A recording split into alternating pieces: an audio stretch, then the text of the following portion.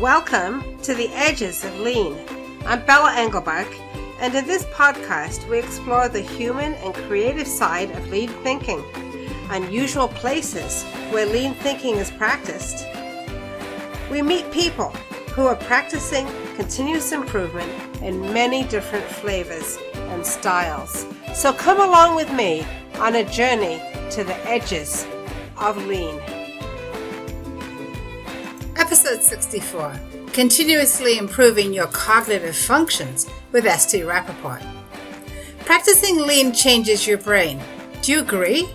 I know for me, repeating the patterns of plan, do, check, act, the pattern of the improvement kata, using and adapting all those lean tools, I think very differently from the way I used to think.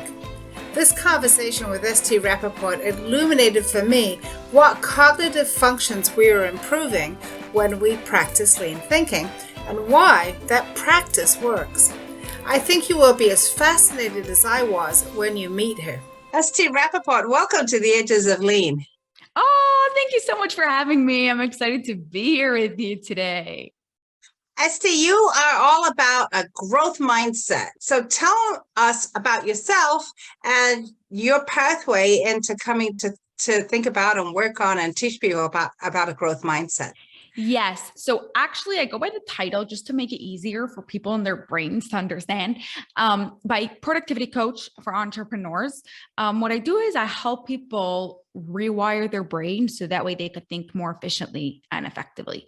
So how I got into this was when I was, I think, fifth grade. I was still struggling with reading, and my parents were like sending me to tons of tutors, like the top one in town, and I still had a hard time with reading. So eventually, my mom said, there's this method called Feuerstein that's super popular, and but like for some reason in America, it's just not like it's all over the world, but it wasn't like it's not too many people know about it in America. She decided to bring some people in, and I got some sessions, and it literally changed the way my brain thinks, because it didn't teach me reading. I didn't go to reading. Instead, it changed the way how my brain thinks about things. And it affected everything else. It affected my reading, it affected all my other studies, my memory. It affected my confidence and my relationship with people. So because I saw how cool it and how much it affected me, I was like, ooh, I want to go into this. So and this was fifth grade when this happened. So yeah, so I didn't know I wanted to go into it in fifth grade, but right, I started getting my sessions in fifth grade, and it went on for like a couple of years, like on and off. Sometimes we did more, sometimes other, because especially that we had to bring there's not many people trained in it. We had to bring people in to get trained in it, who were trained in it to do it with me. So it depends who was available. But when I was 17, I started getting trained in it to work in it. And ever since then I've been working on, and then I started also geeking out on the research behind it, because a lot of it is on neuroplasticity. And when this method was so cool invented in the 1950s, neuroplasticity wasn't as popular as it is now. But I think probably just not as well researched and known, right? Exactly. In the 1950s, exactly. There was, I don't know a lot about the history of neuroscience, but I would imagine in the 1950s, there was sort of this idea that once you learned something or adopted some habits, it probably was not all that easy to rewire or create new neural pathways. So there's been a lot of research on that since. Exactly. You said it, right? So I think the term neuroplasticity actually came out sometime in the 1950s, but it wasn't very researched, wasn't very well known until the 1990s and even early 2000s. But one person who did do a lot of research on this was Carol Dweck with the growth mindset, back to what you were saying. And I meshed it all together, and a huge fan of growth mindset. Yeah. All right. So go back a little bit once again and tell us, what was the name of the method that you were taught in order to help you with your reading difficulties? And tell us a little bit about how that helped you with the reading difficulties. Yes. Okay. So it gets very sciencey. You're going to have to tell me how deep or how not deep you want me to go. I think I trust my audience. We've got a smart group of people listening, so I think they're going to be really excited about the sciencey part. So go for it. Amazing. Okay. So The method, first of all, is called Feuerstein, depends like how you pronounce it. It's based on the professor Ruven Feuerstein, who made up this method. But basically, the way it works is when we say thinking is not one big thing. Thinking is actually made up of 28 parts called cognitive functions. Okay. Now, we all have stronger and weaker cognitive functions, either genetically or because of the habits that like the people that we were around and just how our brain work. Now, when those weaker ones are weak, when those cognitive functions are weak, and they have an effect on everything else that you're doing, right? So most of the time what happens is we are trying to fix a problem, like let's say reading, when there's really a deeper problem. Okay. Imagine, someone has, let's say, a leak in their ceiling, and instead of like fixing the leak, they just like put new plaster on the ceiling and paint the wall again. And then the leak is still going to come out through again because the leak is still there, right? So cognitive functions are that leak. It's that thing that's like inside even deeper. And when you fix that, then everything else is going to start working. So it doesn't mean that. So back to what I was saying about the reading, to answer your question, is I had to improve my cognitive functions. Once my cognitive functions were strong, reading was very easy for me to learn. So, I mean, what you're talking about is really, very similar to what we talk about in Lean when we're talking about root cause analysis, understanding what the root cause of a problem is, and not fixing the surface symptom, but really going in deeper, understanding what the root cause is, and then doing work to fix or try to solve the issues around the root cause. And that's and that's how you fix. I won't fix things permanently, and I don't necessarily mean permanently, but until a circumstance changes and you have to go and work on it again. So I think that's very much aligned with how people involved in continuous improvement think. But you're talking about the underlying brain functions, these cognitive functions, right? Exactly. And how they impact things, perhaps like how you learn, how you're able to get things done, how efficient you might be. Okay, all right. Yeah, That's summarized that really well. Yes. Okay, so and then as you got a little bit older, you learned about Carol Dweck and her work with the growth mindset, right? So what was the connection that you saw with the growth mindset and the Feuerstein work? Yes. So for those of you who don't know, growth mindset is the ability, it has the mindset of being able to learn anything whenever, because as long as you put in the hard work and the perseverance, your brain is going to be able to learn it, versus a fixed mindset where it's like, no, this is the way I am, this is the way I'm going to stay. This whole mindset of being able to grow and being able to learn anything is the foundation of Feuerstein. We believe that whatever situation a person is in, no matter how smart or how not smart or whatever, how much brain damage, whatever your thing is, you can improve the brain and grow and learn new things. And that is a very important thing for people who are in continuous improvement, because one of the biggest challenges that we have in bringing a sort of a continuous improvement way of living or way of working to people is people's difficulties in changing from the way they have been thinking to changing to a new way of thinking. I mean, and I've told this story before on the podcast, but I have literally had a leader say to me, "No, I'm actually not going to change." Right? Wow. Which means that you actually the results that you would like to get from the work that you want me to do aren't going to happen, because you have decided that you're not going to change, that you're fixed, right? You're done. You're a grown up. You're done. You don't have any more growing to do. Yeah. Yeah. The foundation of like continuous learning is the growing part of it, right? So yeah. So when you started working with other people, what were some of the insights that you got? So I'm sure you developed a whole set of insights about yourself, right? As you were doing this work, right? What did you learn about other people when you started working with other people? A lot of things. First of all, there's a lot of different cognitive functions, right? There's 28 of them, and there's a whole different bunch of combinations. So every person is different. Every person has different struggles, but there are some that I guess are more common. I don't know if it's because of the way the brain works or if it's because of the way society runs. But what was interesting was I found the ones that were common were a little bit less relatable to me. And I actually had to learn how a lot of people were working and how to like really understand them. I'll give you an example.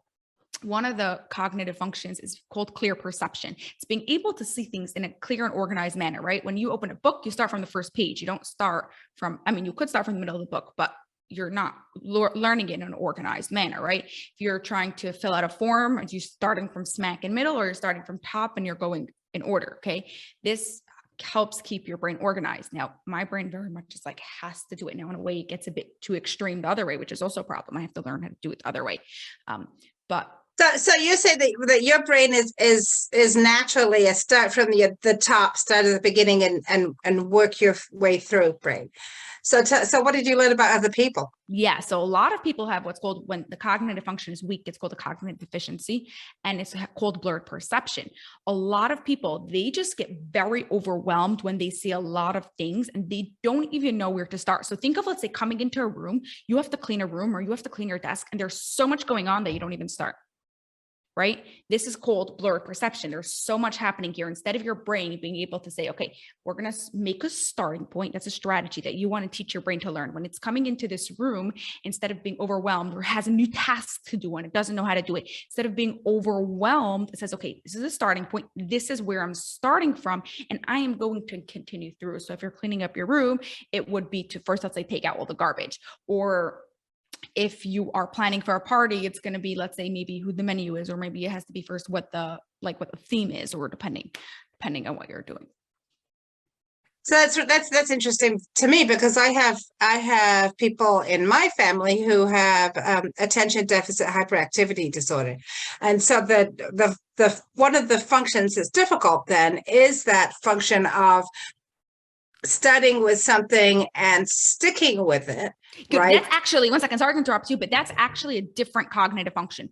That's what makes it so confusing. People think that, starting and think is not the same thing as being able to see it clearly. Sorry, right. You just get very passionate about it. Thanks for that correction. I mean, that's good. But yeah, so right. And I just want to contrast. I'll give an example from kind of from the work that I do in combining creative thinking and lean thinking. So one of the things that I hear people say when I tell them, one of the ways to be creative is to make sure that you are building a good solid set of options to start with. You're not starting with just one thing and then taking it all the way through, because you've already taken out all the opportunities for creativity.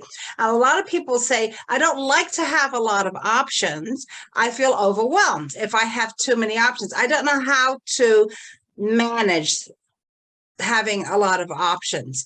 And then, I get overwhelmed and then I can't move forward. So it sounds like what you're saying is what they're seeing is there's just this whole universe of options. And how do I even start with this? And it's probably better to go do something else. Right.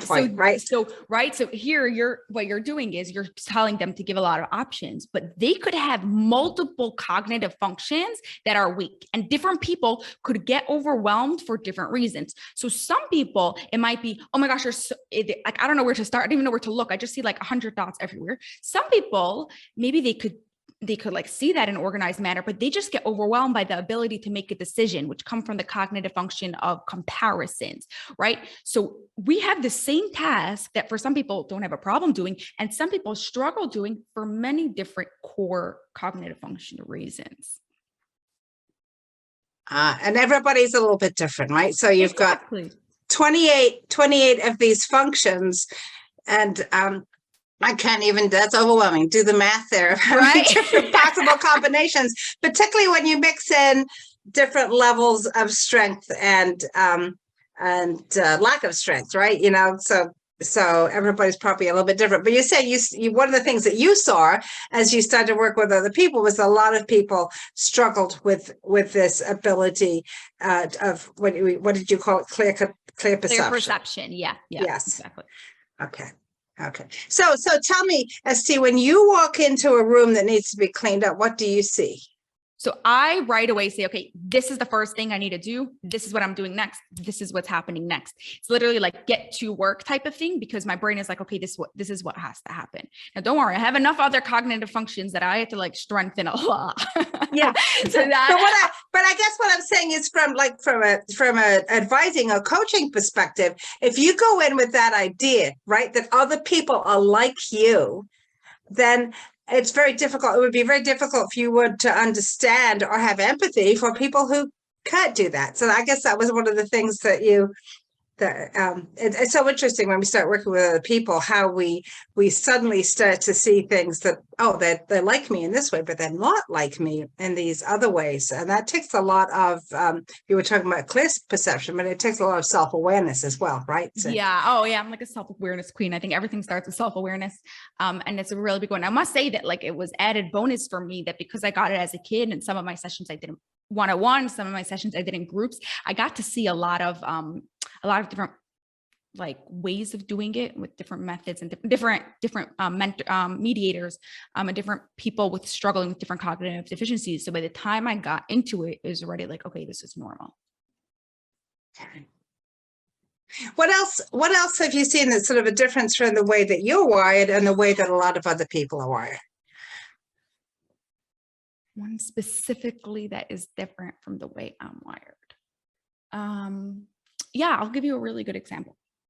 Okay, you know how people like to procrastinate, which again is not because they specifically want to procrastinate. We're procrastinating actually for one of two reasons, either because we don't have that motivation, meaning we don't see the payoff for why it's worth it, or because of a cognitive deficiency. Now, again, it could be any one of the cognitive deficiencies. So it's too hard for our brain to want to to do it because we have this cognitive deficiency. But anyways, I always have this mindset ever since I was little that like, this has to happen right away. Let's get to it and let's do it. Now, here's the problem. Okay. Let's say I needed to go return something, drop something off, let's say by UPS, for example. Okay. I have something I need to go and drop off. It has to happen right now, today. Even if I know that tomorrow I'm getting another order and I might have to return more things and I could just go tomorrow and go both at the same time. I would literally, before my brain was rewired, I would literally go to UPS today and go to UPS tomorrow and just like waste, I don't know, 1 or 2 hours of my life for absolutely no reason. Why? Other than to satisfy that need. Yes. Okay. Or because my cognitive function of categorizations, of being able to group things together and put them in proper, like almost boxes in your brain to like be able to clarify.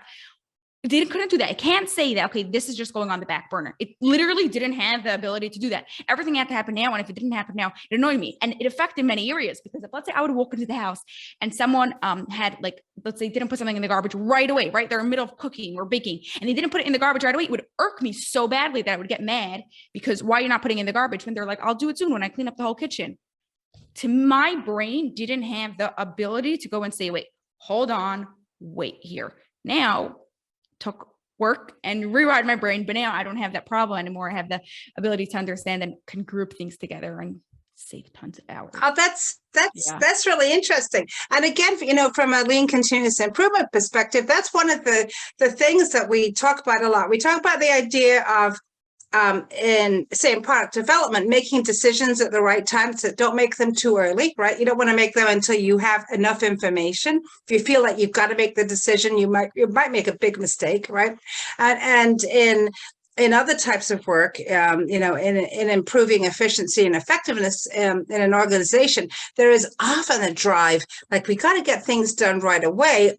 it may not make sense. You may even be delivering things to people who don't need them, can't use them. You're going to build, you hand it off to somebody else. You're making a mess for them. You're building their inbox. You're building their pile of work to do before they're even ready to do it.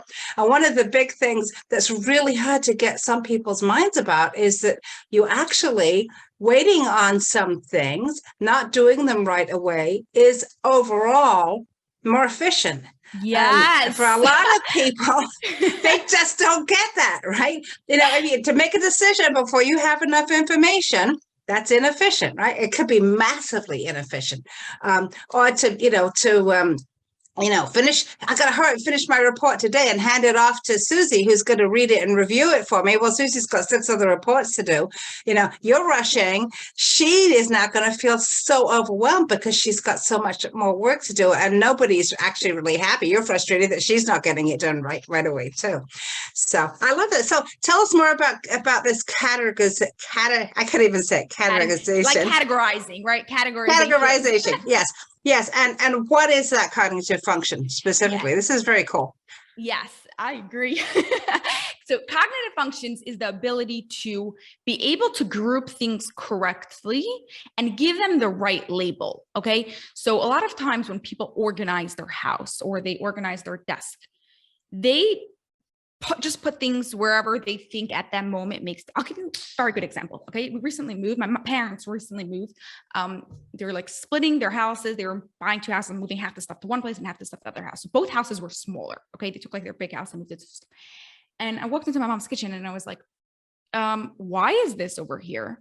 And she's like, because like the drawer, this fits the drawer. Like this is like a narrow drawer, and she had like a few things that were narrow, and it just made the most sense there. The problem with that is that the things in that drawer, she doesn't need on that side of the kitchen. She needs them on the other side of the kitchen. So what happens is every single time she needs to go and get that thing, she has to go and use it in the other drawer. Now, it doesn't either make sense to go and put those things in that narrow drawer and that big drawer, and it's just going to go flying everywhere. What would have made more sense was to put dividers in that big drawer, so that way the stuff are in the right size and in the right place, right? So that comes back to the ability to be able to see, how are we grouping things? How are we separating things or combining them? It goes both ways. Are we taking a big thing and we're making it into small groups? Are we taking small groups and putting them into big groups? And are we labeling them? Are we calling them the right thing? Yeah, and then I'm just thinking about the kitchen example, because this is such a great example, ST. It's also, are we thinking about them according to their function and when we actually use them, right?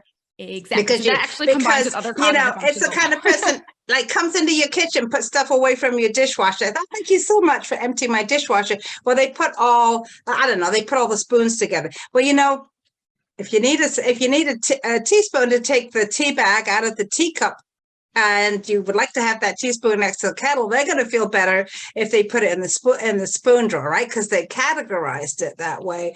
But there's also this categorization by function, right? Which is, I think, what you're talking about is what is actually how your mother works in the kitchen, and where does she use that particular thing, and how often?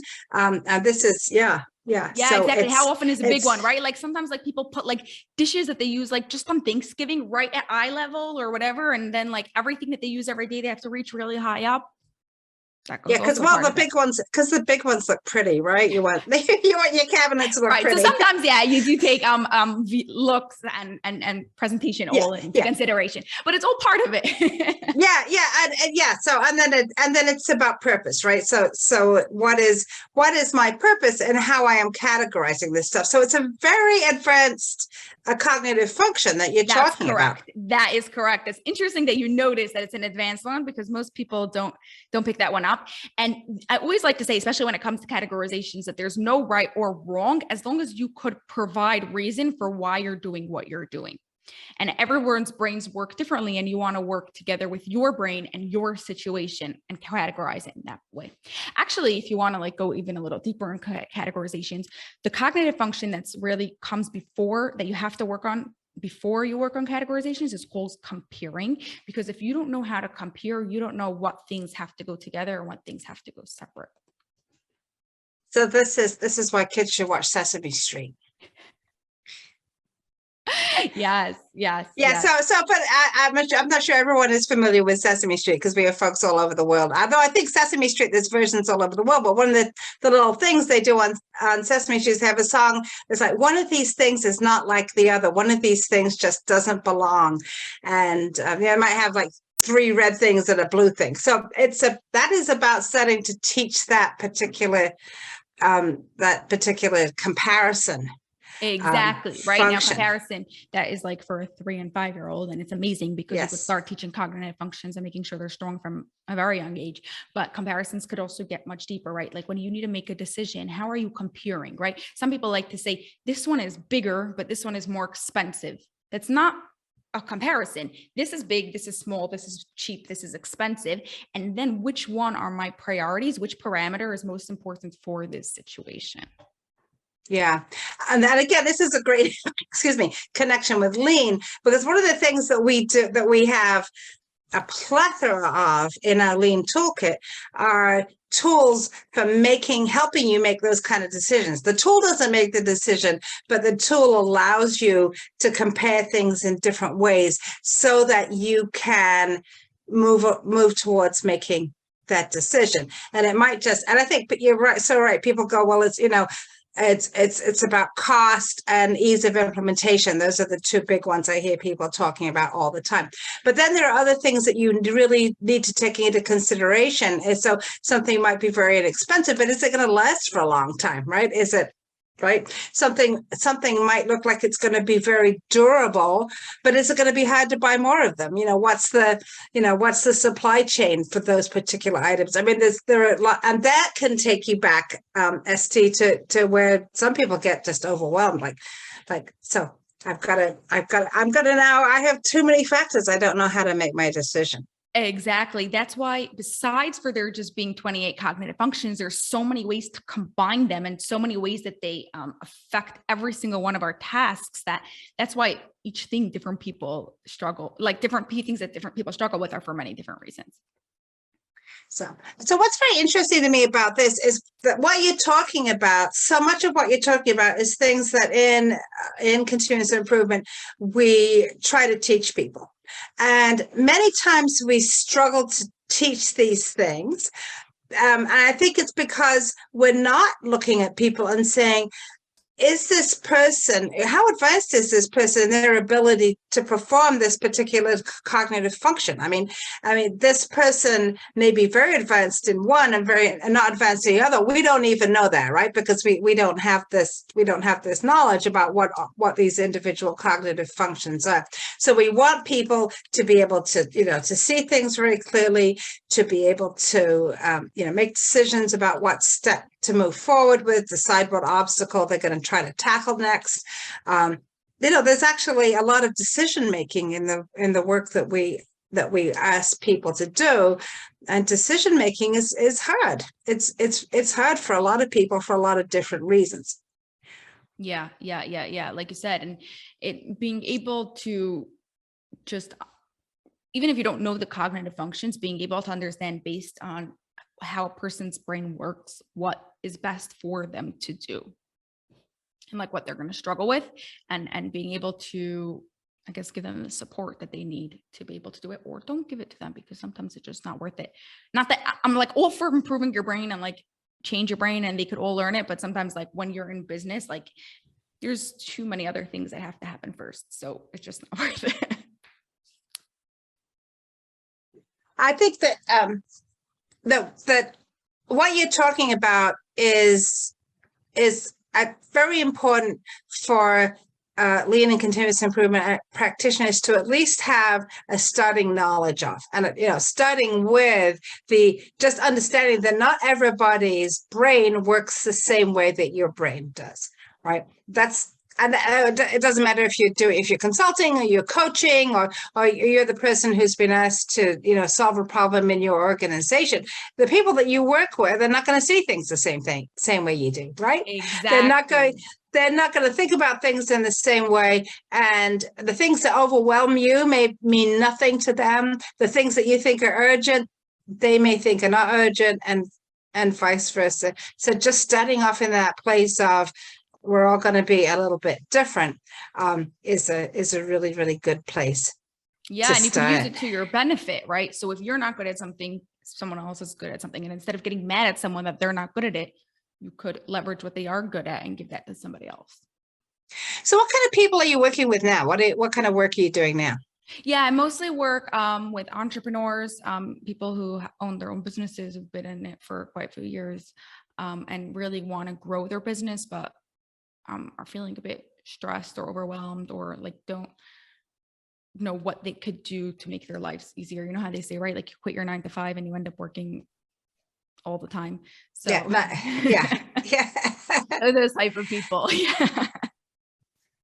And again, so you're not working on necessarily, I think a lot of people come in, well, I'm going to help entrepreneurs. Well, I'm going to help people with social media marketing, or I'm going to help people with, finding clients, or whatever the particular thing is. What you are working on is how people are approaching this really from their brain, right? How are they thinking about it? Exactly. I always say that after you rewire your brain, all those courses and methods that you've tried before that didn't work will now work, as long as it's a good method. But so many times, like, we spend so much money learning different things and buying digital courses and things like that, or even like just reading books, and we're like, I can't do this, or I tried it and it didn't work. And sometimes they're not good, but a lot of the times it's usually our brain just has a hard time being able to process it and implement it the right way.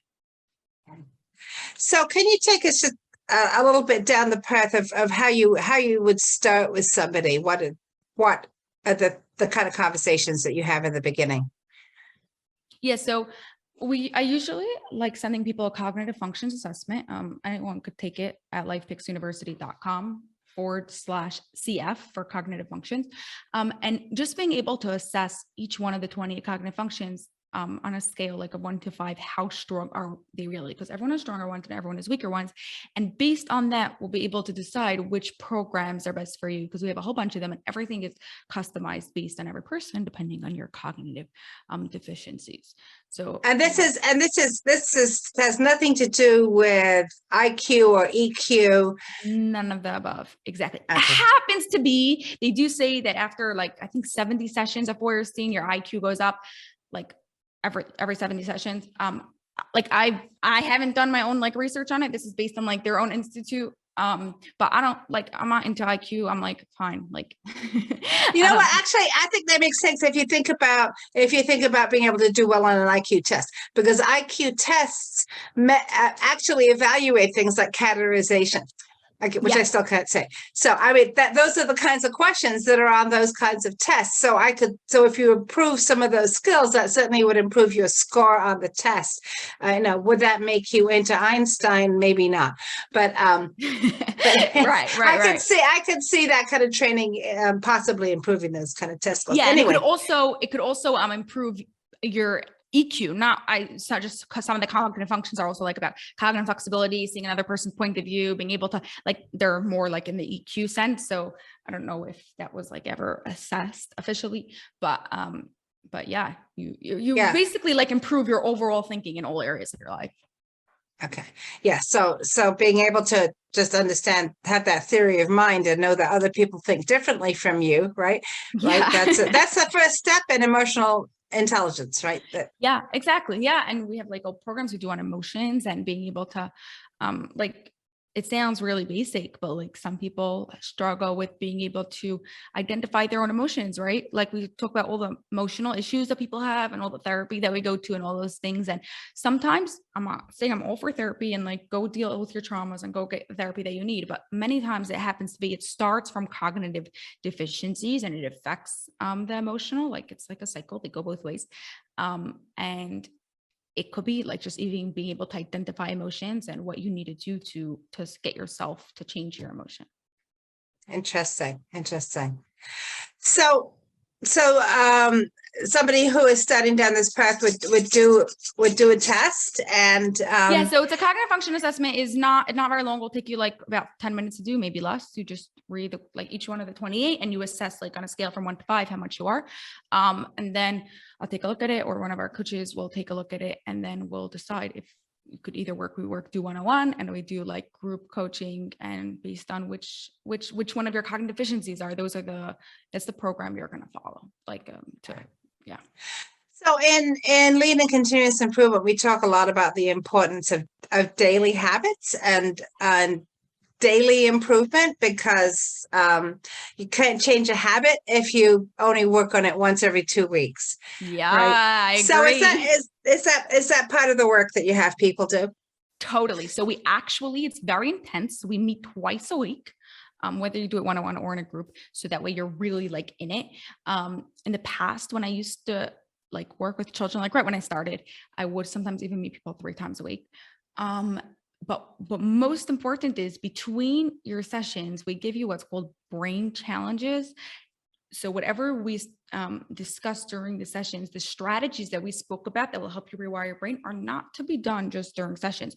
They are brain challenges for you to do in between each session and every day, like in between. So if we meet Monday and Thursday, you're going to do it on Tuesday and Wednesday, then again on Friday, Saturday and Sunday. And we're going to ask you, like, where did you do it? Like, obviously it's not test and we're not marking you or anything, but for your own, just to keep you accountable of like, where did you improve these strategies and use them in your life every single day? Right. Because that's the best way to, in fact, the only way to do that rewiring, right, is keep walking down the path. But like you say, you have all these like neuron connections in your brain, right? All these paths are already really strong that you've been doing your whole life, and you want to create those new neuron connections. And the more you do them and the more you build on those habits, then you're just going to be easier, and your neurons will fire faster together. Do people find that tiring when they start? I know one of the things that happens as people are learning new habits is because it actually saves energy to follow an old habit, right? You don't have to, if you're just following the pathway, you don't have to quote unquote think about it. You don't have to use different muscles. You don't have to do things differently. And so when you start doing something new, it could be really surprisingly tiring. Do people find that? Yes.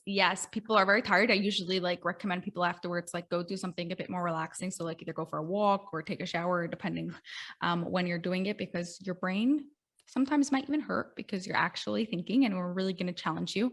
I know, like whenever I take these trainings, because like I'm always still doing more advanced trainings of them.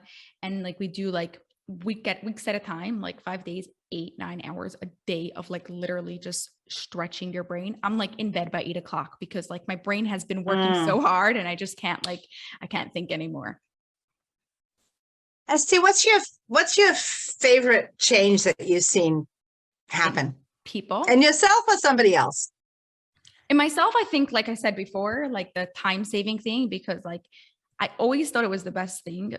This is like actually part of the challenge with like cognitive functions, because we're so used to be doing it the same way. We think this is the right way and this is the best way to do it. So I really thought, I was like, look at me, I'm not procrastinating. I'm getting things done. I'm making things happen. I'm doing this, I'm doing that, I'm doing that. And people are just like slipping on forever. They're not doing anything. But when I was able to like change that in my brain and save, I don't even know how many hours, probably like close to 20, maybe even more, of just like being able to group things and save time together. It was like, woo. That's one example. If you want an example of a client, I had a client who would, every time you would tell him a sentence, like you couldn't follow a story, because if you would tell him one sentence, he would already forget the sentence beforehand. Okay. He wasn't dumb, but he just didn't, his brain struggled with being able to remember like what was happening. Now, why was that? Wasn't actually a memory problem. What the problem was the cognitive function called labeling. We give things labels in our brain to be able to understand them and comprehend them, right? Like we think in pictures and we give these pictures labels. That's why it's hard for us to talk about abstract concepts, because we don't have a label for them in our brain. Now, this guy had a hard time being able to, his brain didn't think in labels. His brain didn't know how to do that. It just was a mush. So as soon as you told him, it just went into this pile of swirl of stuff in his brain, and he couldn't remember anything. Within 2 weeks, he was like skyrocketing in all his work, because all of a sudden now his brain was able to put labels on things and was able to go and talk proper sentences, was able to communicate better, and most importantly, was able to understand what people were actually telling him because his brain now labeled things and was able to put them so-called in boxes and pictures. Wow. And I would imagine that he had a lot of other things that he had tried to solve that problem. Because yes, that would be pretty debilitating. He's been, like, in therapy since he was like a kid or something. Ah, that's great.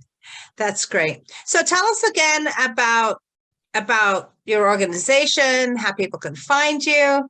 Yes. So you can find me at LifePix University. So that's LIFE, LifePix, PIX University. Find all information about how to work together, what we do. And if you like podcasts, then you could check out the LifePix University podcast, where we go through like challenges that people at work usually have or at home, and being able to really understand why you might be having this challenge. What is the cognitive function that is stopping you from being able to make this, that's causing this challenge, and giving you actual strategies to rewire your brain so you don't have this challenge anymore. That's great. Thanks. And can people connect with you on LinkedIn or Twitter or any place? Yes. So you go LinkedIn on LinkedIn, you could get to ST Rappaport, like ST Rappaport. My favorite place is TikTok. I don't know how many people of you here are on TikTok. But if you are, you could check me out at LifePix University. We have a lot of fun there. LifePix University on TikTok. Yeah. Okay, that's great. All right. ST Rappaport, tell us what would be your one piece of advice for a young person starting out. All right. I don't know how many times you heard this before already. Probably, my guess is a lot, but my question is if you actually listen to it. And that is to take risks and just go do it. You're always going to regret not doing something over regretting doing it and it failed, because you took a risk, you tried it, you had fun, you learned something.